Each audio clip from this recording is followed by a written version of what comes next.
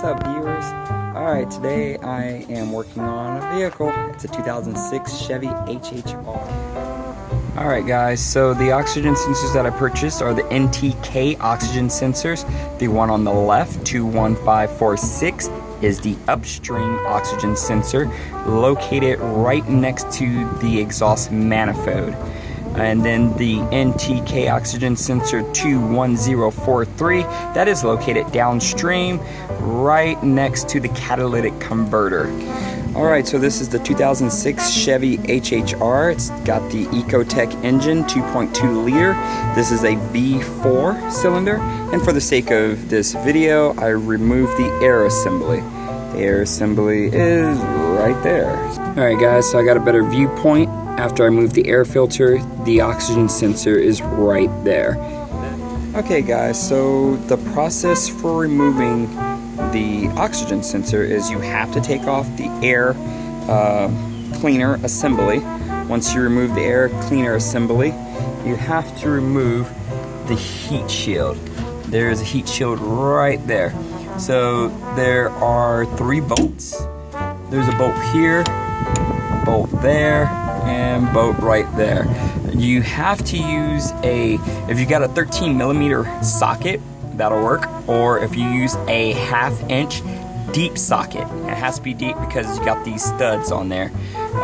If you use a shallow, use one of these, it's not gonna go on. So definitely gonna need to use a deep socket. The reason you have to take that heat shield off is the oxygen sensor removal tool, which is this, will not fit while that shield's on there, so I can't get it off. So I am going to remove those 3 bolts and take that shield off. Okay, so I finally got it removed. There's the heat shield right there. These are the studs that go in on the left hand side and the right. So that's one of them right there. Here's the other. The third one stayed down below. I didn't have to really take that one off. Once I got the top 2 off, I was able to just pull the heat shield up and out. There is the oxygen sensor on the right hand side. Oxygen sensor is right there. That's what I'm going to remove. Alright, so this is the oxygen sensor comparison. This is the NTK 21546 oxygen sensor. This is the original manufacturer's oxygen sensor. This one is by AC Delco. The wire is longer with the NTK compared to the AC Delco, but everything is pretty much still the same. I don't have to transfer this tip over, so that's a good thing. But yeah, everything should plug in about the same. Oh, it did come with anti-seize compound. Now you put this on the threads of the oxygen sensor, and what that does, it prevents the oxygen sensor from getting stuck in there again, so when we have to change it out. So be sure you put this thread, the anti-seize compound, on the threads only, not the sensor, but the threads. Okay, so that's how you coat the oxygen sensor threads. That's that. The wire is out of the way. The sensor is plugged back in. Now I just reverse everything. So I gotta put this back on. Probably put my gloves back on. I don't mind getting my hands dirty, but I hate having busted knuckles. Usually that's on taking stuff off. Putting it back on, it's pretty easy, it's pretty straightforward. You just do the reverse of what you just did earlier. Alright, so I finished finger tightening it. Now I've got to tighten it with my oxygen sensor tool, which is this. Remember, righty-tighty, lefty-loosey. If I'm going right, it's tightening it. If I'm going left, it's loosening it. So I need to go right to tighten it up. I'm going to attach the tool to it.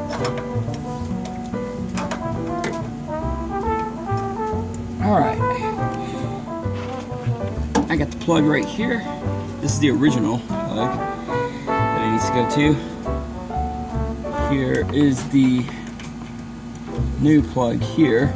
Now we want to make sure that we route this and it's away from this exhaust manifold, because if it touches this for long periods of time, it'll burn it up, and we don't want to have to do this job again. So remember, you need the 1/2 inch deep socket, or if you've got a 13mm socket, as long as it's deep, you're good to go. Deep meaning it is long compared to my normal regular socket.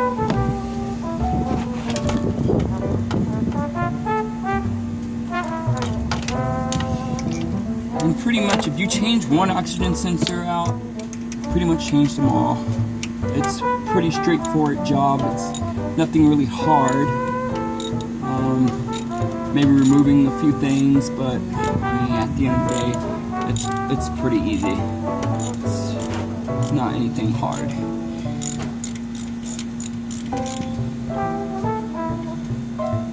Just remember, with cars, it's patience, patience, patience.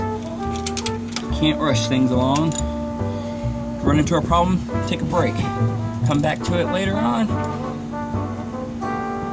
and get at it again.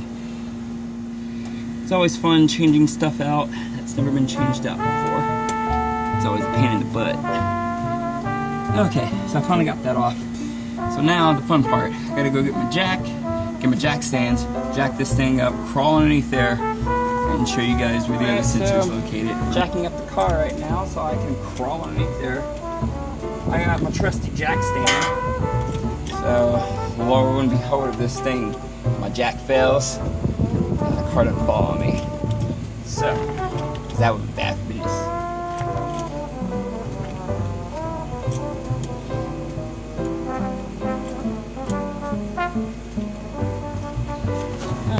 Okay, that is where the other oxygen sensor is. Okay, so I wasn't able to use my oxygen sensor tool because there's not enough clearance, as you can tell, to fit the actual socket in the ratchet on there. So I had to get my open end box wrench. So it's a 7/8, and I'm going to attempt to break that off. Okay guys, so what I had to do was cut the wires off of the old oxygen sensor, fit the other side of this wrench on there, and pull downward. So I finally got it off. It was a pain in the butt. I had to wrestle around with it. I didn't spray anything on there, but now I move that off. This will come off. There's the old sensor. It's pretty jacked up. Alright, so you can see the compound. The anti-seize compound is already on the threads that came pre-installed from the factory. So now I can go ahead and put this in and tighten it up. The joys of hand tightening it. The wire gets stuck all around there. You just undo it. Alright, so that is as tight as I can get it with my hands. So now I'm going to go with my open end wrench and retightening it some more. And then I just have to reroute the wire. Whoops, wrong way. There we go.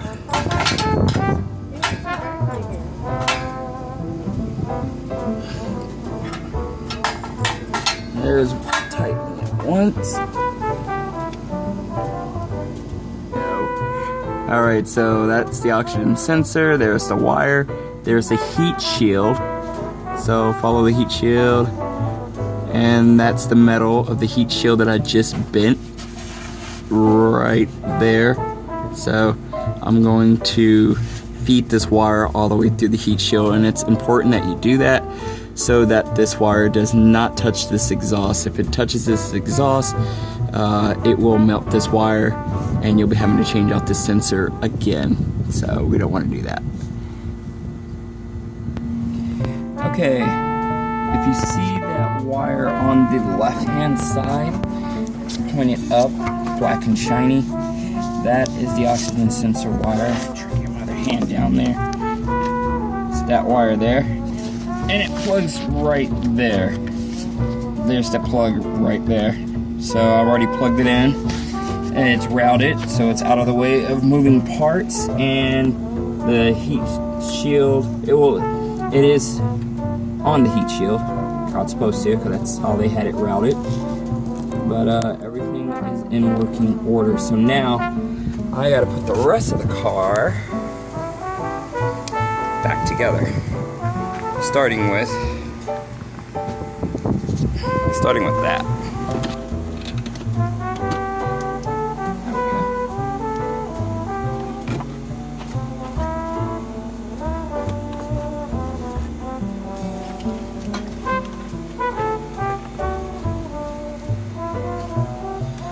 That's back on there.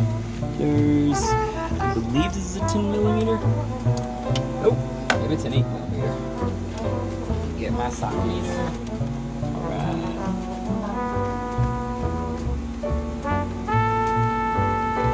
So this will tighten this back down so this won't come off.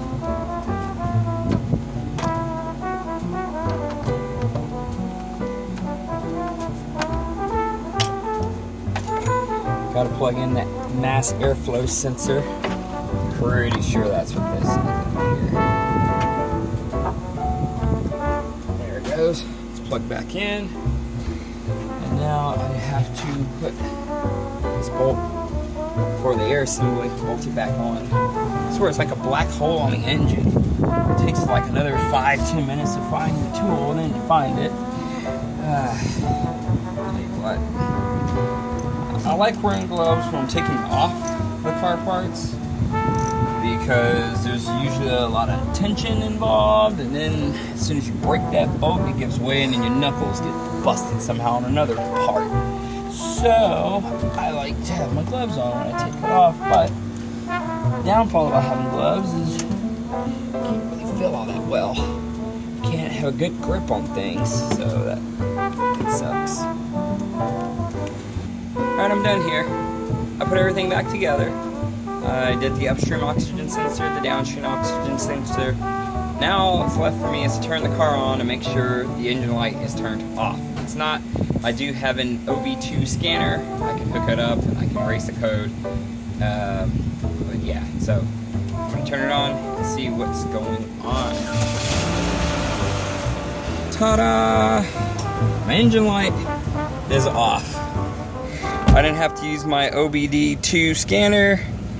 All I had to do was just change out those oxygen sensors. That was that. So you're wondering, what's the importance of the oxygen sensor? Well, if you don't change the oxygen sensors out, you will run the risk of, 1, using a lot of fuel, 2, tearing up those catalytic converters. And those are expensive. And they're a pain to change out. Usually involve cutting and welding of parts. So that's that. I am done here. Alright guys, that concludes this video. I'm done here on this car. Took care of those 2 sensors, and the engine light is off. So all I gotta do now is take it for a test drive and see how it drives. But yeah, if you guys got any questions, comments, concerns, feel free to leave them down below. Also, subscribe to this channel if you enjoy the content. If not, just keep coming back, view my my videos. As always, I enjoy hanging out with y'all. I enjoy doing these videos. Love y'all guys. It's been fun. I'm really tired. I'm gonna go inside and get cleaned up. Pretty dirty right now. So I'm gonna go get cleaned up, and that'll be about it. Rest for the rest of the day, unless we go out. I don't know. Who knows?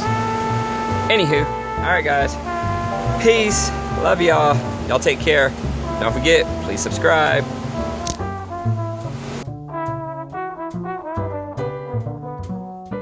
Nasty. It was nasty, Davis. It's always fun when you drop your tool down below and you gotta go fishing out. Tool slip. Tightening a bolt. It's like a second forever.